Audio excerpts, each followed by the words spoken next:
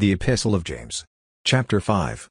Go to now, you rich men, weep and howl for your miseries that shall come on you.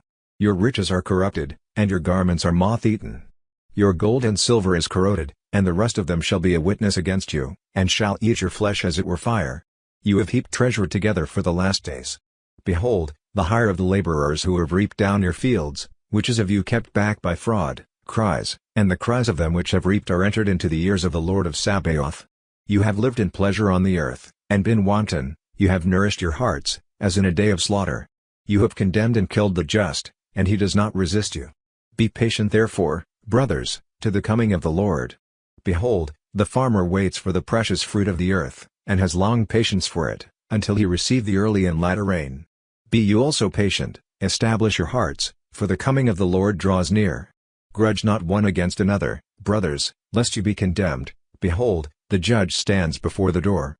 Take, my brothers, the prophets, who have spoken in the name of the Lord, for an example of suffering affliction, and of patience. Behold, we have sent them happy which endure. You have heard of the patience of Job, and have seen the end of the Lord, that the Lord is very pitiful, and of tender mercy.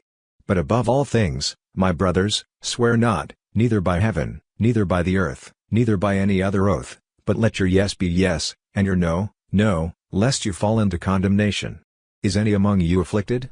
Let him pray. Is any merry? Let him sing psalms. Is any sick among you?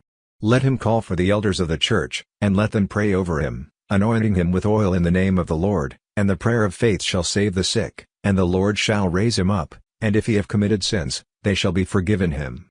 Confess your faults one to another, and pray one for another, that you may be healed. The effectual fervent prayer of a righteous man avails much. Elias was a man subject to like passions as we are, and he prayed earnestly that it might not rain, and it rained not on the earth by the space of 3 years and 6 months. And he prayed again, and the heaven gave rain, and the earth brought forth her fruit. Brothers, if any of you do err from the truth, and one convert him, let him know, that he which converts the sinner from the error of his way shall save a soul from death, and shall hide a multitude of sins.